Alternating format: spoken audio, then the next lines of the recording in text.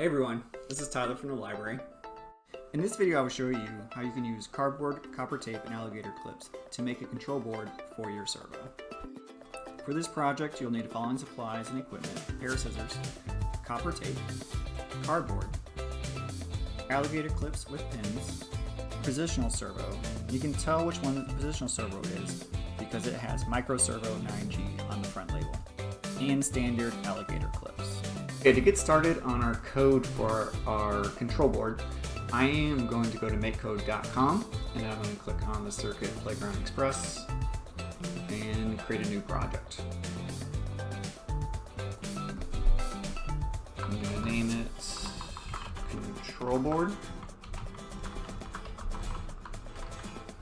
First thing I'm going to do, since we're going to work with servos, I'm going to go down under Advanced, click on Extensions, and I'm going to click Servo, add the Servo library, and you'll see we have a new tab right here. So in order to do a control board, we need to have inputs. So we're going to be touching something, we're going to be adding an input, which we want then to activate code. So I'm going to click on this button A, click, and I'm going to add a second one. And here, and I'm also going to get rid of the spreader blocks. I don't think we're going to need it today.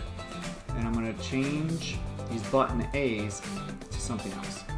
So what we're going to do is we're going to be using this touch A3. And if you notice, if you look at your circuit playground, you'll notice around the edges there are numbers. So A1, A0, A2, A3. These are all what they call pins, and we're going to connect to these pins, and then this is what's going to activate our touch sensor. So we're going to do A3. And I'm also going to do A5. So I'm going to do over here, and I'm going to connect this one over to 5. Any of these A's will work. Just make sure you don't use A1, because that's where we're going to be connecting our servo to. And we are much more limited to what we can connect our servos to.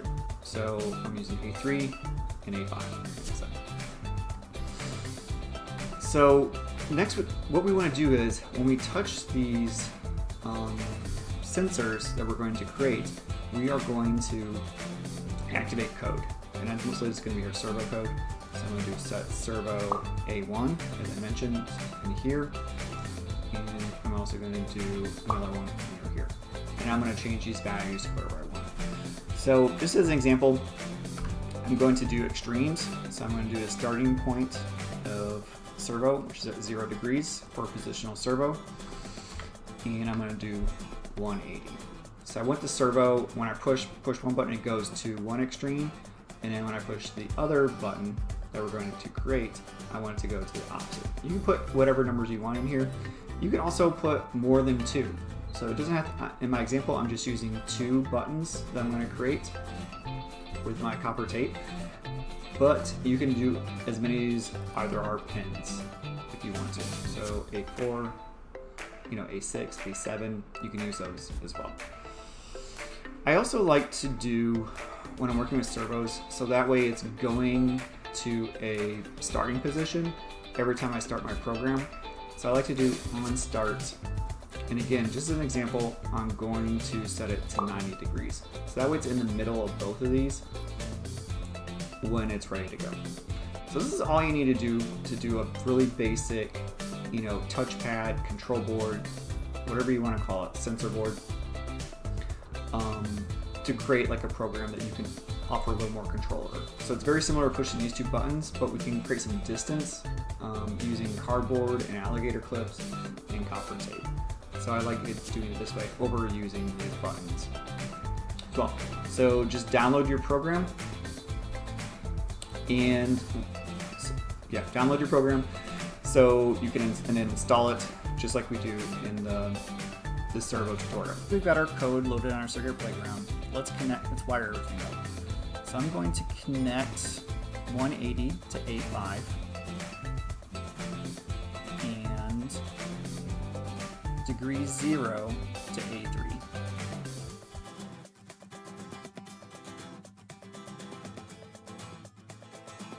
Let's test it out. So when we hit the copper tape, we're sending an electrical signal to circuit playground, which you can detect and it tells our servo to either go to position 0 or position 1. So in our first example, we created a really simple program to where we press the copper tape and it sends a signal to our touch sensors and it tells the servo to go to a very specific position. But this is kind of limiting. You know, if you wanted to create a range of positions, you would have to put another touch block. But what if we wanted to control a very precise position, but just using 2 or maybe 3 other touch sensor blocks? So that's what I'm going to show you how to do next. So when we press this button, we can have the servo go either up or down, and we can control a very precise location. So in order to do that, we need to create a variable that is going to track what position our servo is at any given moment. So I'm going to call this variable servo position. And this is where our on start block and setting our servo to a starting degree comes in really handy. So I'm going to use this to match where we're at, which is at 90 degrees. The next thing we're going to do is we're going to decide what happened when our servo is touched at either sensor block. So in order to do that, I'm going to grab this change servo position by 1. So what this is saying is that when I touch A3, when I activate this pin, it's going to increase the servo location by 1. So if we're at 90, when I touch it once, it would go 91. And that's exactly what we want to happen. But instead of saying at 0 degrees, we can grab this variable block and pop this in here.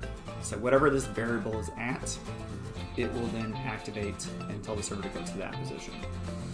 So we can change it by 1 or any number, as long as it's positive, because we want the servo to go up when we touch A3. And since 1 is a really small value, I'm actually going to change this to 10, so you can see a little bit no bigger difference. Again, you can pick any number you want. And for the bottom one, we're going to do the exact opposite. So I'm going to go to, oops, not that one, this one, and I'm going to make it a negative number. So you want it to go down. And again, I'm going to grab this variable and put this in here. So this should work pretty well for your servo. You'll notice that when you press A3, if you were to run this right now, it would go up by 10 degrees. And when you press A5, that one, it'll go down negative 10 degrees. And up and down. And then whatever that value is for the servo position, that's exactly what it'll be set to. But the problem is, there's one issue with this, is that if you keep pressing it, once you get down to 0, the servo will stop, but your variable will keep going down. So you'll notice that if you kept pressing this, you might get down to like a negative 180, which would be like 18 presses before you got back to 0, and it would keep going up. So what we can do is we can use some conditional logic to prevent our program from ever going above or going below a certain value. So we can use this if statements. I'm going to grab another one and put it here. You're going to put these around here. And what we're going to say, since this one is going up, what we want it to say is, is servo position less than 180?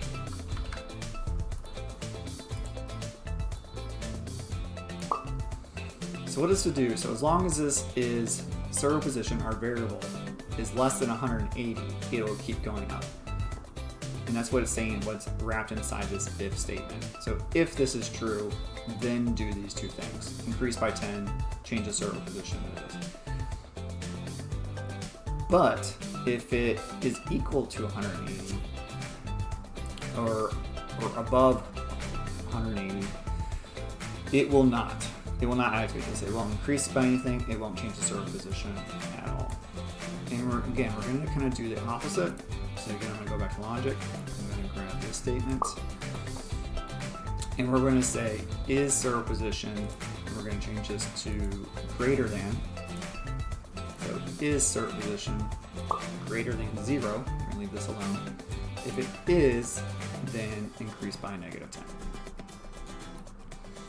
And so that's all you need to do to kind of prevent like errors happening from your program. So if you run this and test this right now, you'll notice that in order to create a change in your servo, you'll have to constantly press like your copper tape or whatever conductive material you're using. But what happens if you just want to hold the copper tape down, like a button, and then have the servo move? Unfortunately, the way this block is set up, you can't really do it that way. But there is a workaround, and I'm going to show you how to do that next. So I'm going to click on loops. I'm going to use the forever loop. And what I'm going to say, so we can kind of recreate this block by using some other blocks. So we're going to use an if statement, and we're going to go to input. And if you go down here, oops, I'm going to put this in here. We're going to say not button A, but we can say touch A3. And we can duplicate this. And I'm going to use my other sensor, touch A3. And so what we do is we can put these if statements inside here. So the advantage of using the forever loop is that it's constantly testing if this is true. So is it pressed? And by holding down on it, it will be true all the time. So we can get that constant like fluid kind of motion by pressing it down.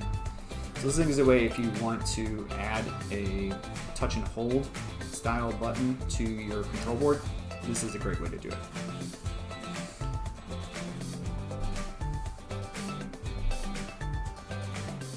So once you've got this figured out, you can download this by pushing the download button, upload this to your Circuit Playground, and give it a test and see if it's working the way you want it to. All right.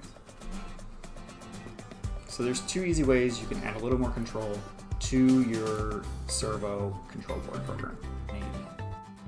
Added our new program onto the Circuit Playground, and now when we hold the copper tape, the forever loop is detecting our constant touch, and it's moving our servo up and down incrementally, just like we wanted it to.